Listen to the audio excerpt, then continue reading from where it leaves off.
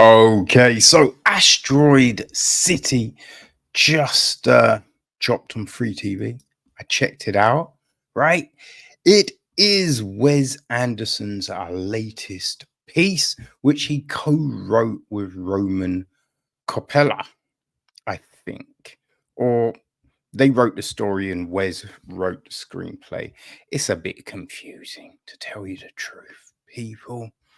Um, Anderson also produces, along with Stephen Rails, Jeremy Dawson. It's executive produced by Charlie Wobecken, Henning Mulfenter, Christoph Fazar, and Roman Capella. It is co-produced by John Pete and Octavia Pizel, associate produced by Molly Rosenblatt, um, line produced by Frederick Bloom and Fernando Victoria de Leca. Right. Alexandra Dispat handles the music. Robert D. Yeaman, cinematography. Barney Pilling was on editing duties. Douglas Abel handled the casting. Adam Stockhausen, production design. Art direction, we have Fernando Contreras Diaz, Stefan Crescent, Alejandro Cremanian, Antonio Calvo Dominguez, Leonardo Grillo, Gabriel List, and Carmen Ruz de Habro. So they will handle the art direction. Set decoration is Chris Moron. Milena Conavero handled costume design. Right, so our cast, and it's boy, it is an illustrious cast. We have got Bryan Cranston hosting everything. Edward Norton plays Conrad Earp. Jason Schwartzman is Augie Steenbeck. His son Woodrow is played by Jack Ryan. He does have 3 daughters as well. Andromeda is played by Ella Faris. Pandora, Grace Faris. And Cassiopeia is Willianne Faris. We've got Tom Hanks as his stepfather, Stanley Zach. Shelley is played by Sophia Lillies. Ricky is played by Ethan Josh Lee. Clifford, played by Artuso Mian. J.J. Kellogg is played by Lev Schreiber. Roger Chow is played by Steve Park. Hope Davis plays Sandy Borden. General Gibson is played by Jeffrey Wright. Robert Friend is Montana. June, played by Maya Hawke. We got Midge Campbell, played by Scarlett Johansson. Her daughter, Dinah, played by Grace Edwards. Who else do we have?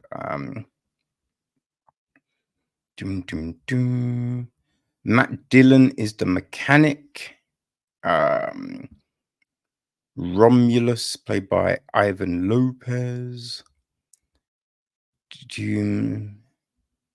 The chaperone is played by Celia Bermigo. Bernice, played by Zoe Bernard. Billy, played by Braden Frugia. Dwight, Preston Motta. Yeah, I think that's Probably Steve Carroll is the motel manager. Um, yeah, yeah. Let's leave it at that because there's so many people, so many. Oh, Tilda Swinton is there. Dr. Hickenlooper, right? Mary's played by Eliva Arse. But yes, that's where we go. That is where we go. Now, the gist of the story, people, that is Asteroid City is a fictional American desert town circa 1955. Junior stargazers and space cadets from across the country assemble for the annual Asteroid Day celebration. But the scholarly competition is spectacularly upended by world changing events, equal parts comedy, drama, and romance. That is Wes Anderson's new offering. And yeah, like Wes Anderson's films are always,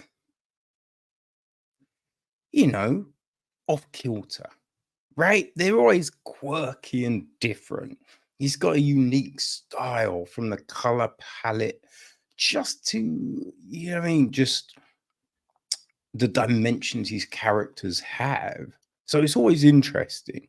Now, with this one, there's, you hear the synopsis, right? So you're assuming it's kind of going one way, but we open up, right? So we have Edward Norton's character, right?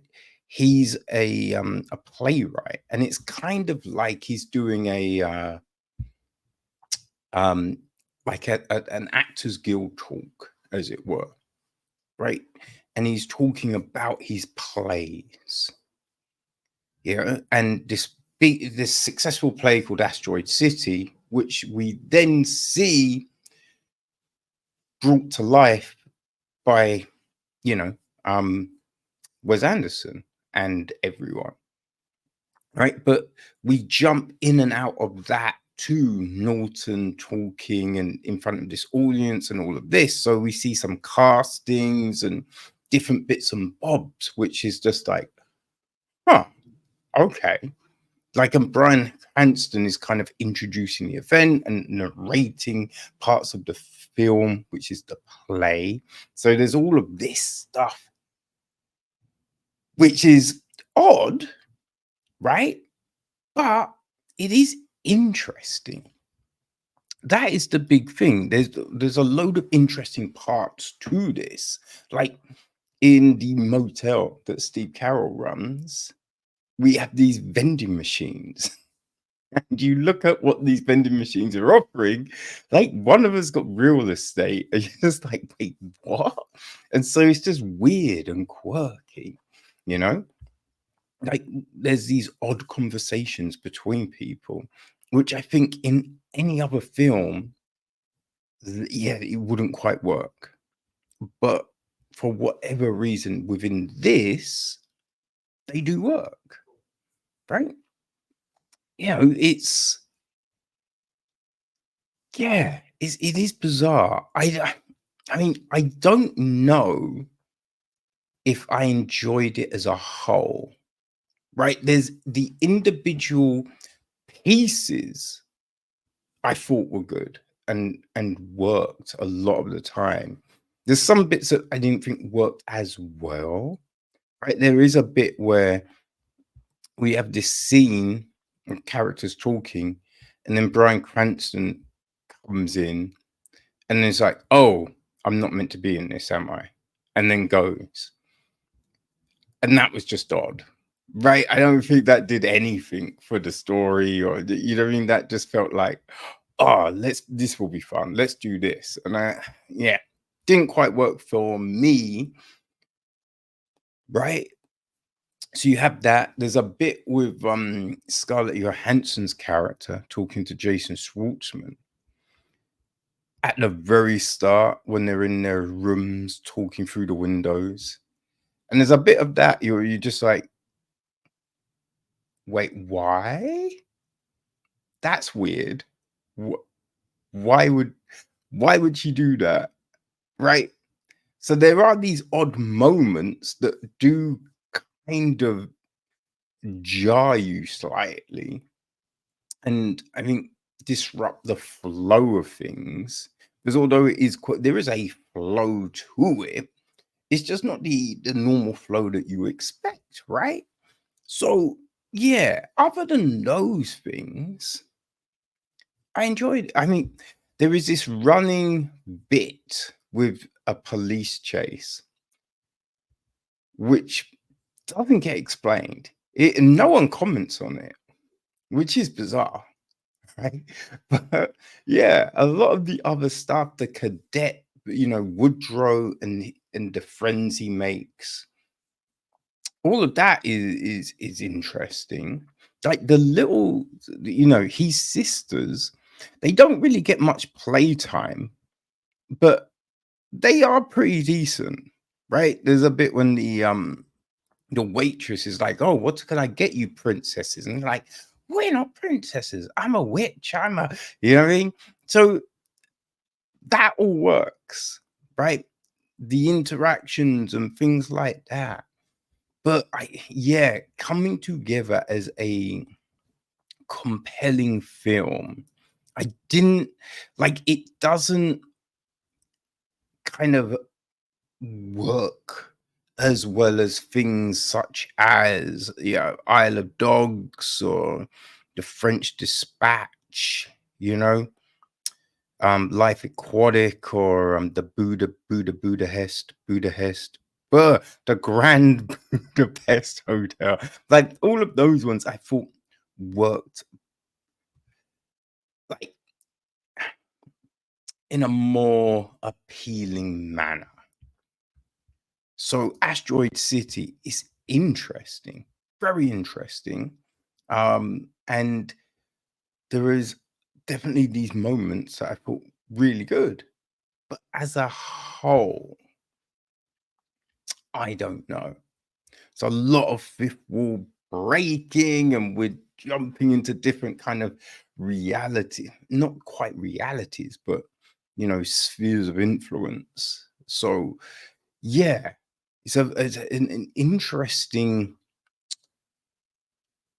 way to tell this story. You know what I mean? And different from his more recent films, I would say. Uh, Not as strong, but still interesting. If you like Wes Anderson, it is definitely worth giving a go. So it's available on all PODs. In the UK, if you've got Now TV, you can watch it there for free. But yeah, there you go. Asteroid City.